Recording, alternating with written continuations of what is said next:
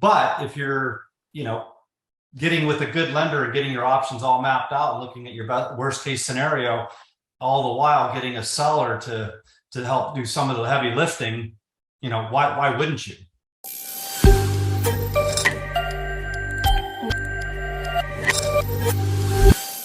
What I thought we'd do today for Tip Tuesday is follow on from our conversation last week in regards to why it might be a great time to buy. So a little bit in line with what we were just talking about, but then what do the specifics look like in order to help people do that?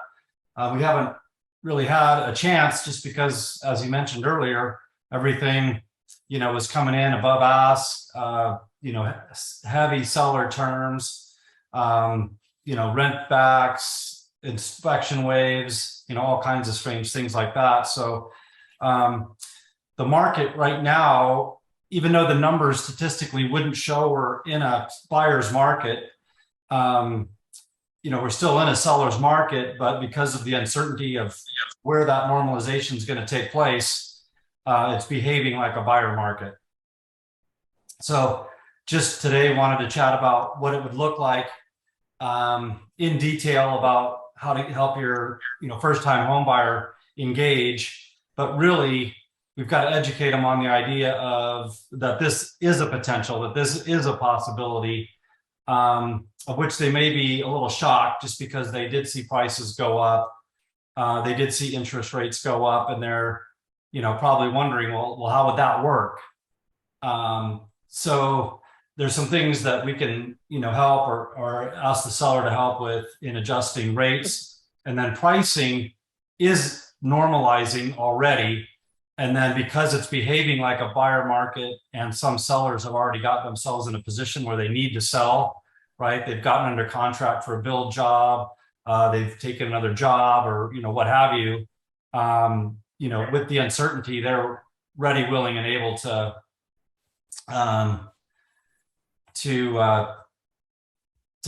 provide either price reductions and or seller concessions. Are you seeing some of that in your market too, Carissa? Yeah, we're starting to see the buy downs, from sellers kind of come back and all that stuff. So yeah, okay. So engaging with them, let them know that this is kind of where we're at, that this is what the landscape looks like. And I think this normalization is going to go to a healthy buyer seller market, but for right now, because of the uncertainty, it's very much acting like a very heavy buyer market. Inventory shot up and then all the other things, that I mentioned. So while it's acting like a buyer market, this is really when they can, jump on and take advantage of that. The single best thing that we can do is put them in front of a lender, right? We don't know what we've got to work with until the lender tells us what we've got to work with.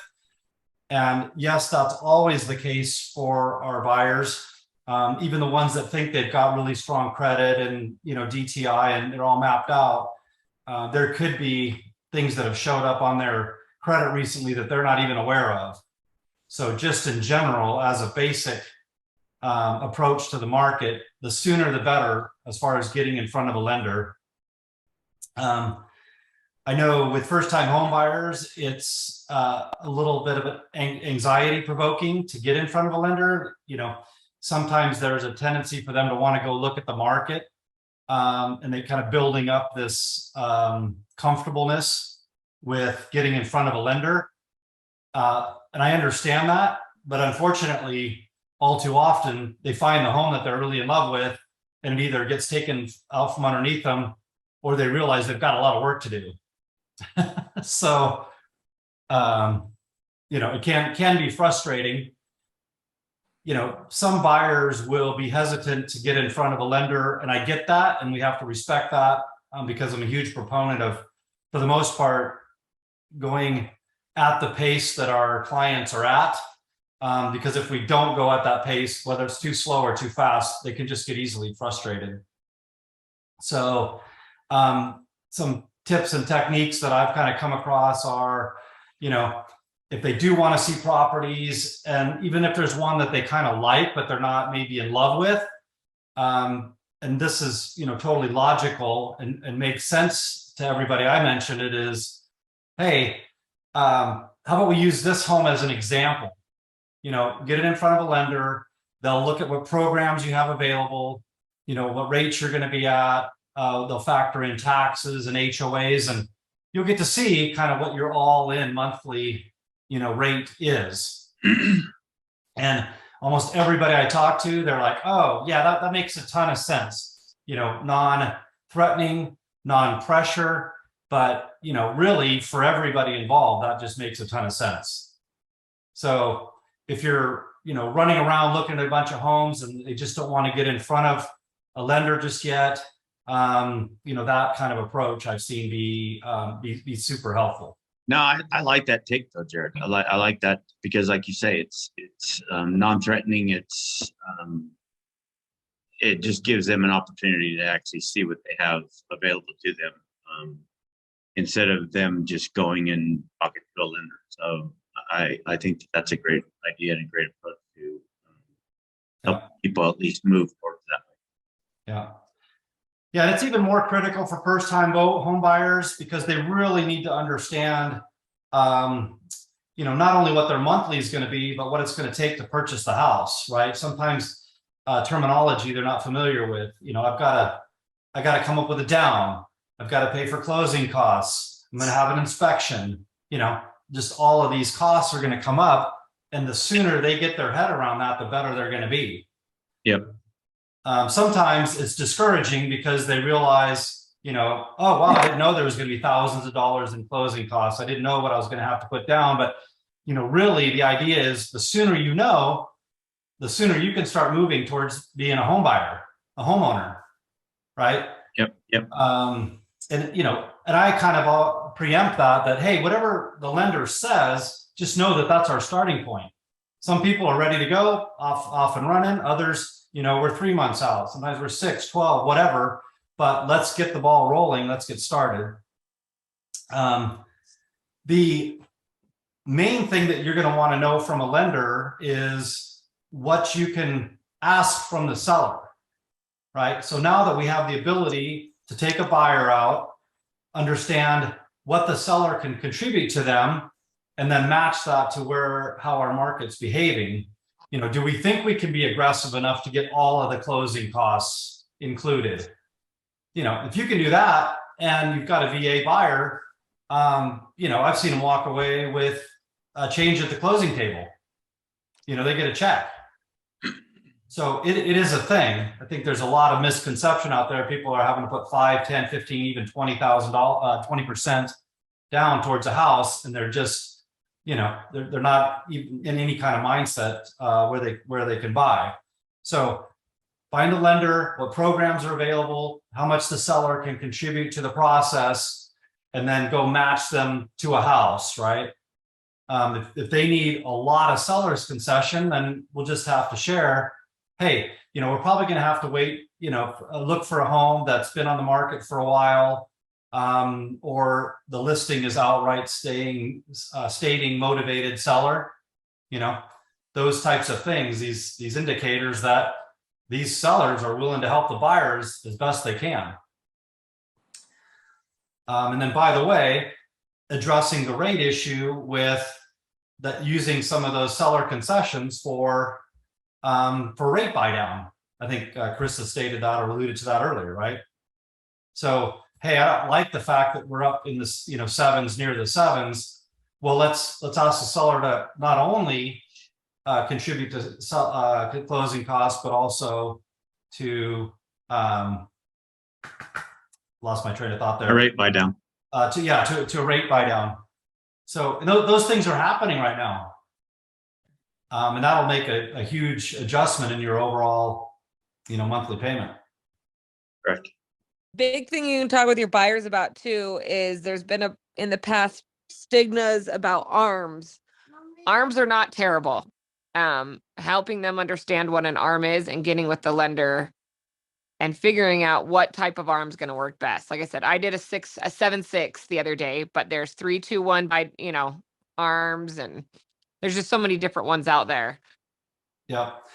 Yeah, so for those of you that may not know, obviously, uh, buyers may not, but an adjustable rate mortgage is just like it sounds. There's some adjustment to take place, and counsel your buyers that being adjustable is something that you need to be very aware of. When is it going to adjust? How can it adjust? How to get ahead of it?